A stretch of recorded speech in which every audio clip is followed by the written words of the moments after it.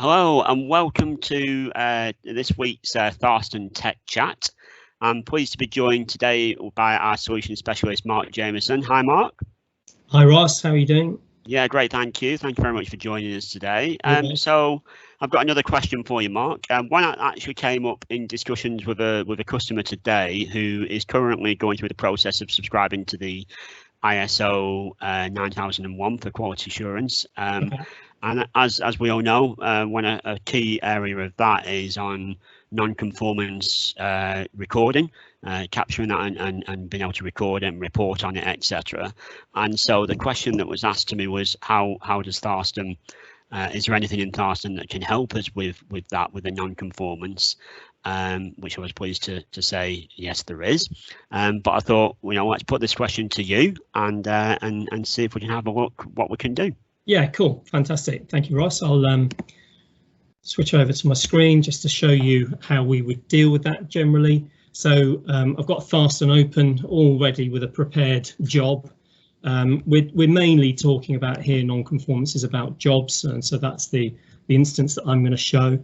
So within the job area in the ribbon, we have our task module, and we can see tasks that have already been created, but also create new ones.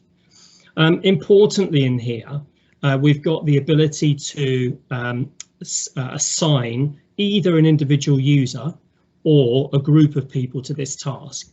So in this particular case, because I need to let several people be aware that this non-conformance has happened, I've created a group called Non-Conformance. Okay.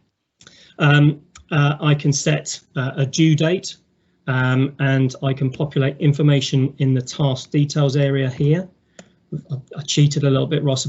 Forgive me. That's quick typing, that, Mark. I copied a bit of data just to stop anybody from having to see me type that out. It would have been very painful. You all know that you're a sausage fingers when it comes to that as well. Exactly. So, but the important thing here is that we want to be able to report on some specifics relating to this non-conformance. So we've got some data files in the software that allow us to store multiple entries against what we would call a non-conformance type. So these are the issues, kind of reflecting the issues that the customer has had with this particular job. Yeah. So I can select from a drop down of those options. I can have as many options as I like in here, actually. And then I can say, okay, well, the action that was taken because of the non-conformance was that we had to provide a partial credit. And also I'm able to create data files that allow us to identify the reasoning behind the non-conformance happening in the first place. Okay, and so each customer can specify their own non-conformance types, actions and reason codes effectively. Absolutely, and it's really important that they can do that because everybody's going to want to report on slightly different things. Absolutely, yeah.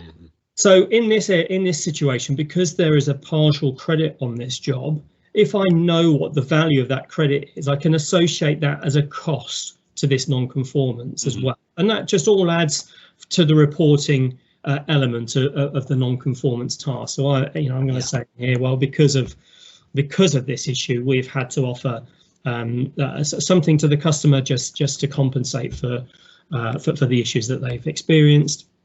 And at some point in the future, we would set the status, maybe to in progress to begin with, once we've had a meeting about it, and then we could go through and complete that work, that non-conformance at a point in the future. So it can kind of go through that stages. The first part might just be logging it, correct, notifying everyone. Then you review it, so it's in progress, and then once you've finalised the outcome of that, you can complete it. Okay, that's right. And what we can see here is when I set the status to in progress, it's set the percentage sort of complete value to 10%, and so on and so forth. If I go and complete it, it's going to set that to 100%. The other thing to talk about here is just, as with a lot of the modules inside Tharstern, you've got the ability to add attachments, and so I can add attachments, browse to the email perhaps that the customer sent us, with the original. With the original complaint, for example. Yeah. So that then stores the task against the job, and of course sends it to each of the members that belong to that non-conformance group.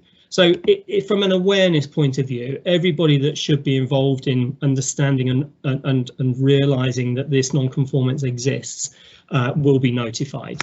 But when I save and close this task, this job, sorry, I'll be able to navigate to the task area. And in here, we can see that the task exists. And of course, that will be presented to all the people, as we mentioned, that belong to that group. Ultimately, what we want to be able to do is report on these tasks, on these non-conformance tasks. And this was just an excerpt of our standard report that I output earlier, just to show you the kind of information that we would publish. And we sort of group them by the different non-conformance types, the different actions, the different reasons. So you can start to see a picture. If you know, you're getting a lot of non-conformances with late delivery, then it will allow you to sort of start to investigate why that's happening, you know, so frequently, if you like. Cool. So that's a great answer then, Mark. That's how we can record and measure non-conformance and report on it as well within Tharstern. Yes. Very useful tool for people. Very useful tool indeed. Whether you subscribe to ISO 9001 or even if it's just an internal best practice thing, I think it could be really useful. Absolutely. So thank you very much for showing that for us today, Mark. I hope you found that useful for those of you who watched. And if you've got any questions about it, then meet us in the comments. And if you have any suggestions or questions you'd like us to cover in Tharstern Tech Chat, then again, just get in touch and let us know, and we'll try our best to answer them for you. Thanks a lot, Mark. Thanks for watching today. See you Cheers all. Now. Bye-bye. Stop recording.